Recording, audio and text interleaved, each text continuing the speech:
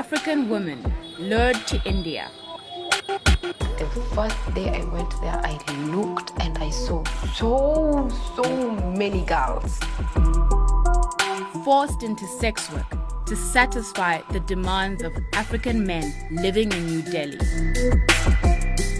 What you do is you sit down and then a man has to come and choose. He has to come and pick you, like the way you go to the market and pick potatoes. He has to come and say, I like this one is the one I'm going with. But who is behind the sex trafficking network? Africa Eye goes undercover to find out.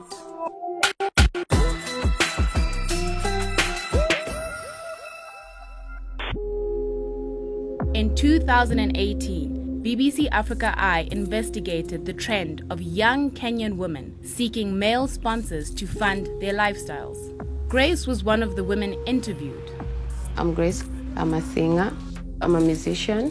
I'm a dancer. And I'm an actress. I want to become famous and have a good life. What matters the most is my baby's future. I don't want her to go through what I went through. My name is Nyasha Kadandara. I was the journalist who told the story of Grace, and we stayed in touch afterwards.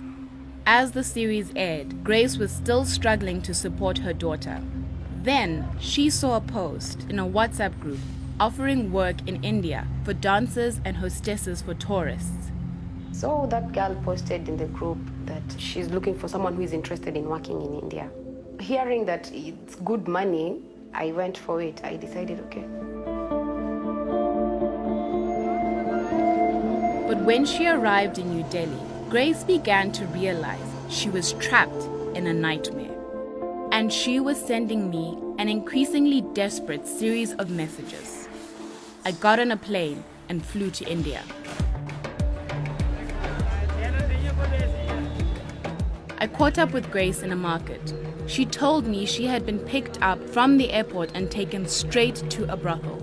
This is the woman who was in charge of the house where Grace was staying. She is known as Goldie. She covered Grace's travel costs. Then she had confiscated her passport and told Grace she owed her almost $4,000, more than 7 times the actual cost of a ticket to India. And there was only one way to pay off this debt. For 5 months, Grace lived in this room with 4 other trafficked women.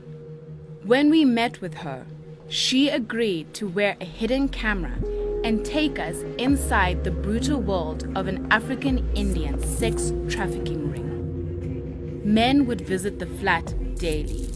Very many times we'd bring clients in the house, or you go to hotels. If one of us had a client in the room, the rest of us would sleep in the couch in the sitting room and wait for the one who is at the room to finish their stuff, and then we'd go back to sleep. Here you can see a man passing payment to one of Goldie's women. And then they leave. In the evening, the women were turned out to solicit in local pickup bars known as kitchens.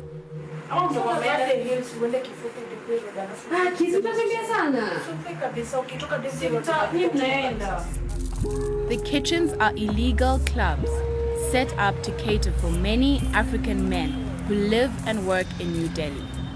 They're places to dance, drink, and where men can pick up African women for sex. Grace can't forget her first night in the kitchens. Usually the madam is the one who takes a new girl to the kitchen. But me, I went with my sisters, and then when I was going to the washroom, someone just stopped me and asked me, how much? I told the guy, wait, let me come back. I don't understand you. I went back to my friend and asked her. He's asking me how much. What do I tell him? She told me, is it for a night or for a short? Then that's now when it hit me. This is really what you're getting yourself into.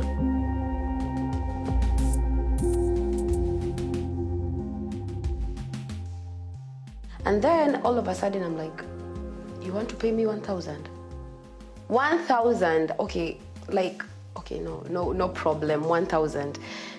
I have to sleep with how many men till I get to 270,000? 270,000 rupees. That was the total amount Grace had to pay Goldie before she could get her passport back. Grace showed me the book in which she recorded the slow, painful repayment of her debt to Goldie. It's the list of how I paid my debt and the amount that I used to pay in dates. Let's say I've given 3,000 today. I write 3,000 and Goldie writes 3,000. Yeah. When I look at all these numbers, I remember the guys that I went with. I can even almost remember all of them. Just by looking at this book like this, it just reminds me of everybody. During our investigation, we identified at least 15 kitchens across 7 neighborhoods in South Delhi where scores of African women are forced to sell their bodies. Looking back over the footage she had filmed for us, Grace identified the man who she knew as being at the heart of the sex trade in her area, Tughlakabad. This was chairman. His name is Eddie, and he is known as the local leader of an organization called ASCA. That rang a bell. We filmed election posters of ASCA stuck to the doors of some of the kitchens. Online and across cities in India, ASCA has a public profile as a nationwide community group offering social activities to connect and support Nigerian students studying abroad. Then we found an official circular under the banner of ASCA and endorsed, it seems, by the Nigerian High Commission. And there was Eddie, named as the task force chairman of Tughlakabad, along with his contact details. Grace agreed to help us expose Eddie. In the past, she had been asked to convince women in Kenya to come to India. Instead, Grace was warning them to stay away. Mistaki ukuje, usikuje. Ma usikuje, don't come to India, don't. Hivyo venye unaniambia hivyo ndivyo hata mimi niliambiwa. Pia mimi niliambiwa hivyo. Na hivyo venye wewe uliambiwa unakuja kufanya dancing. Unaambiwa wangu unaenda kufanya kazi nyingine, unafika unapata unafanya umalaya, mama. Sikudanganya. Because Grace had told some of her friends not to come to India, one of the madams lost a sex worker that was promised to her. Eddie ordered Grace to convince a new woman, or she would have to compensate the madam herself. I want you to do something for me. From what you're telling me now, you said you have friends. And you still have more. On this one, check the amount. Let her calculate the amount. It's a big loss. Not now. You know, I've lost my contacts. That's the problem. I forgot my Facebook password. I had to start another Facebook. You start another Facebook to search for your friends. I'm giving you the end of the month. Search for one and for release. Stop telling people India is bad. You're not their creator and you're not their destiny. That's Kenya that is hard. People are still making it there too. And then, Eddie sweetens the offer with the suggestion that Grace can also bring someone to work for her. Convince one for yourself, convince one for her. This is how the network grows. Women pay off their debts as sex workers and then, now hoping to make something for themselves, start operating as madams. It's a family tree of exploitation. There's a woman who brings you to India, who is your Indian mom. And then there's the one who brought her is your grandmother. The others that she brings along with you are your sisters. The name might seem friendly, like mom, but it's just for identification. This is someone's girl. After almost a year in India, Grace has now finished paying her debt to Goldie, but she's got nothing to show for all of her misery. The only way to make any real money from this situation is to bring new women to India. And the one who offers to help is Eddie. Grace pretends to be interested. I personally support everybody. That's what I come against, what I work against is those who want to spoil the streets. You can process the girl, because you're just having your first girl. Okay. If you have gotten a girl before, I would have seen you give this one. But since you have not gotten any girl before, I'll process this one. As she arrived, we source for a girl again. Eddie is offering to help bring a woman from Kenya to New Delhi for Grace. Okay, so what's the process of bringing a girl? You know, I don't know anything. Bringing a girl, I don't know. Are you using agents? I don't know. I don't don't give give money money to to the agents. girl. Oh, You to give the money to girl. the I girl. give to agent. You know, as much as the person is coming to Nairobi, agents will do the passport, even the birth certificates. They process that. Okay.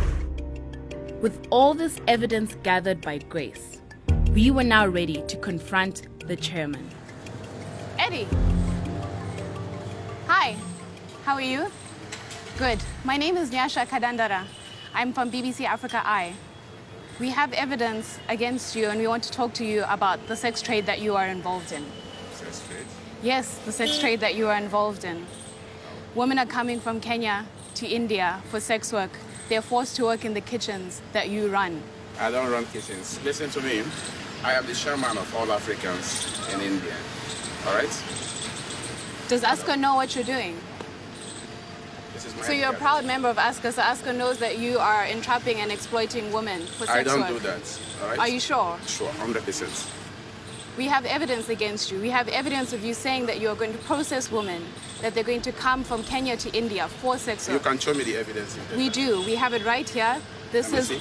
a right of reply for you to come and respond to BBC. We look forward to hearing your response.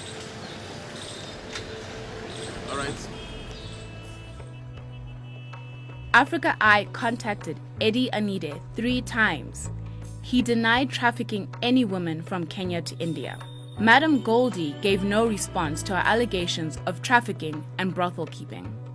The BBC also contacted the Nigerian High Commission in New Delhi, and they said their cooperation with ASCA is strictly in compliance with the Indian and Nigerian laws and does not endorse any criminal activity such as sex trafficking. When we contacted ASCA, they confirmed that Eddie Anide is their task force chairman in Tughlakabad, but that his duties are strictly as defined in the ASCA constitution, which in no way condones illegal activity. Africa Eye enabled Grace to resolve her immigration status and paid the fines for overstaying her tourist visa. So she could finally go back to her family in Kenya.